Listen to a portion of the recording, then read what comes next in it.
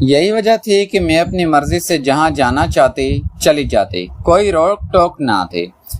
میرے 2 بچے تھے جو ابھی بہت چھوٹے تھے۔ یاسر صبح دفتر چلے جاتے اور شام کو گھر لوٹ آتے۔ ہمارا گھر خوشیوں کا گہورا تھا، لیکن پھر ایک دن ایسی آندھی چلی کہ سب کچھ بہا کے لے گئی۔ ہوا کچھ یوں کہ صبح یاسر تیار ہو کر دفتر چلے گئے اور میں گھر کے کام کاج میں لگ گئی۔ میرا چھوٹا بیٹا جو ابھی 5-7 سال کا شانی باہر کی گلی میں کھیل رہا تھا کہ نہ جانے ایک بائک والا اس کو ٹکر مار کے بھاگ گیا۔ میں شور سن کر جب باہر نکلی تو میری جان نکل گئی۔ شانی بری طرح زخمی زمین پر پڑا تھا۔ ارد گرد سب لوگ جمع تھے۔ اتنے میں نومی جو خالہ سمینہ کا بیٹا تھا وہ ابھی آ گیا۔ اس نے مجھ سے کہا کہ بھابھی آپ اس کو لے کے بائک پر بیٹھو، اس کو ہسپتال لے کر چلتے ہیں۔ میں نے خالہ کو اپنے گھر بٹھایا اور نومی کے ساتھ اپنے بچے کو لے کر ہسپتال پہنچ گئی۔ وہاں انہوں نے شانی کی پٹی کی اور انہیں کچھ میڈیسن لکھ کر دی۔ 1 گھنٹے بعد ہم لوگ واپس آ گئے۔ میں نے نومی کا شکریہ ادا کیا کہ اگر تم وقت پر نہ آتے تو نہ جانے کیا ہوتا۔ نومی مجھ سے کافی چھوٹا تھا، کوئی 17 یا 18 سال کا ہوگا۔ وہ کہنے لگا بھابھی کوئی بات نہیں، آپ پریشان نہ ہو، اگر پھر بھی میری ضرورت پڑے تو مجھے بلا لینا۔ خالہ بھی کہنے لگی تم فکر نہ کرو، سب ٹھیک ہو جائے گا۔ یہ کہہ کر وہ چلے گئے۔ میں نے اللہ کا شکر ادا کیا کہ شام کو یاسر گھر آئے تو سارا ماجرا ان سے کہا۔ انہوں نے بھی اللہ کا شکریہ ادا کیا اور ہمارے بیٹے شانی کو زیادہ چوٹ نہ آئی۔ پھر انہوں نے اگلے دن نومی کا بھی شکریہ ادا کیا۔ وہ کہنے لگے کوئی بات نہیں بھائی جان، یہ تو میرا فرض تھا۔ اب خالہ اور ان کا بیٹا اکثر ہمارے گھر آتے جاتے۔ خالہ تو پہلے بھی آتی جاتی تھی، لیکن اب کبھی کبھار نومی بھی ہمارے گھر آتا جاتا۔ وہ مجھ سے کافی چھوٹا تھا، اس لیے اب جب کبھی میں نے بازار جانا ہوتا یا کوئی دوا لینی ہوتی تو نومی کو بلاتی اور اس کے ساتھ موٹر سائیکل پر چلی جاتی۔ احمد کو یہ بات معلوم تھی، لیکن انہوں نے کبھی اعتراض نہ کیا تھا کیونکہ وہ ہمارا پرانا محلہ تھا، سب لوگ ایک دوسرے کو جانتے تھے۔ وقت گزرتا گیا اور نومی کا ہمارے گھر آنا جانا بڑھتا گیا۔ آہستہ آہستہ میں نے محسوس کیا کہ نومی مجھ میں دلچسپی لیتا ہے۔ میں نے اپنے خیال کو جھٹک دیا۔ ایک دن یاسر شام کو جلدی گھر آ گئے، کہنے لگے ایک سرکاری میٹنگ میں لاہور جانا ہے، کل صبح میٹنگ ہے اور مجھے ابھی نکلنا ہوگا۔ وہ نہا دھو کر تیار ہوئے اور لاہور کے لیے روانہ ہو گئے۔ جاتے ہوئے مجھے کچھ پیسے بھی دے کر گئے اور کہا اگر کوئی کام ہو یا کہیں جانا ہو تو خالہ کے ساتھ چلی جانا، مجھے 3-4 دن وہاں پہ رکنا پڑے گا۔ میں نے کہا کہ آپ بے فکر ہو جائیں، یہاں سب لوگ اپنے ہیں اور پھر خالہ بھی ہے، آپ میری فکر نہ کریں۔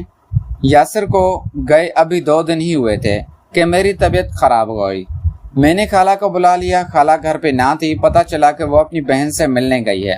نومی گھر پہ تھا، وہ فوراً آ گیا۔ میں بستر میں لیٹی تھی، میرے پاس میری ملازمہ کھڑی تھی۔ میں نے اس سے کہا کہ میرے لیے اور نومی کے لیے چائے بنا کر لاؤ، پھر اس کے ساتھ ڈاکٹر کے پاس چلی گئی۔ نومی میرے پاس کرسی پر بیٹھ گیا۔ پھر نومی نے میرا ہاتھ پکڑا اور کہنے لگا آپ کو بہت تیز بخار ہے۔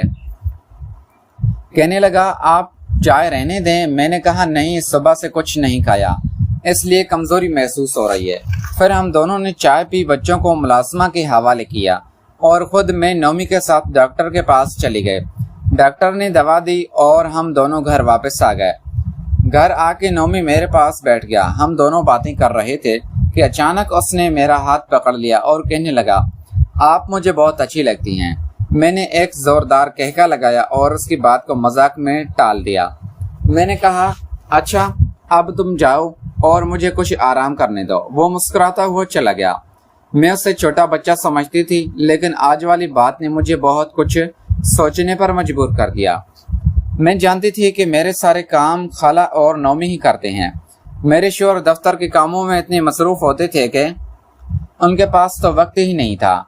میں بھی اس کی شادی کی تیاریوں میں لگ گئی۔ اب جہاں بازار جانا ہوتا، جو بھی خریداری کرنی ہوتی، خالہ مجھے ساتھ لے کر جاتی۔ کبھی کبھار تو نومی بھی ہمارے ساتھ جاتا۔ وہ بھی مجھ سے پہلے کی طرح ہنس ہنس کر باتیں کرتا۔ ایک دن ایسا ہوا کہ ہم لوگ شاپنگ کر کے واپس آئے تو کچھ جوڑے خالہ کی بیٹی کو پسند نہ آئے۔ खाला मुझे कहने लगी, तुम ऐसा करो, नौमी के साथ जाओ और तब्दील करवा के ले आओ।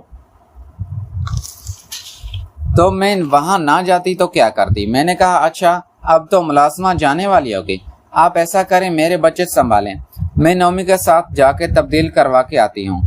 हम दोनों बाजार चले गए, जोड़े तब्दील करवाए, दुकान से बाहर निकले तो तेज बारिश हो रही थी।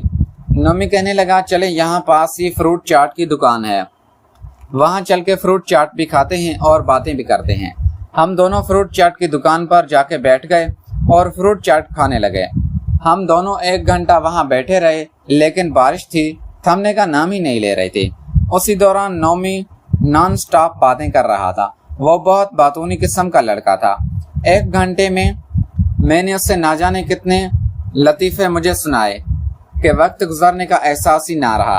खैर बारिश बंद हुई, हम लोग घर को रवाना हो गए। घर पहुंचे तो अपने दरवाजे के सामने उतर गए। मैंने उससे कहा कि मेरे बच्चे मेरे घर भेज देना। वो भी मेरे साथ अंदर आ गया। कहने लगा, अच्छा 1 कप चाय तो पिला दो। हम दोनों आके कमरे में बैठ गए। मैं पूरी तरह थक चुकी थी। मैंने आते ही बिस्तर पर लेट गई। मैंने उससे कहा कि अब वो जाए और जल्दी से बच्चों को लेकर आए। वो उठा और कमरे का दरवाज़ा बंद कर दिया। फिर ना चाहते हुए भी मुझसे वो गुनाह हो गया जिसका तस्वर भी नहीं कर सकती थी। काश मेरा शौहर मुझे इतनी आज़ादी ना देता और यह सब कुछ ना होता। काश मैं इस गुनाह से बच जाती। शाम के 6 बज चुके थे। नौमी जा चुका था। उसके जाने के कुछ ही देर बाद खाला बच्चों को लेकर आ गई। कहने लगी, तुमने बाजार में इतनी देर लगा दी। मैंने कहा, खाला वहाँ पे बहुत बारिश हो रही थी, इसलिए हमें वहाँ रुकना पड़ा। अच्छा अपने बच्चे संभालो। मैं अपने बच्चों को साथ लगा लिया। वक्त कट ही नहीं रहा था। 7 बजे अहमद घर आए। मैं समझ नहीं पा रही थी कि उनसे आंखें कैसे मिलाऊं। वो रात मैंने जाग के गुजारी। मेरा ज़मीर मुझे बहुत कोस रहा था। मैंने यासर से कहा कि कुछ दिन के लिए अपनी बहन फजीला के पास जाना चाहती हूँ। वो मुल्तान में रहती थी। वो कहने लगा, अच्छा तो उसमें पूछने की क्या बात है, तुम्हें जाना है तो तुम चली जाओ। प्यारे दोस्तों, अगर आपको ये हमारी कहानी पसंद आई है तो इस वीडियो को लाइक करें, चैनल को लाजमी सब्सक्राइब करें। मिलते हैं अगली वीडियो में। Thanks for watching.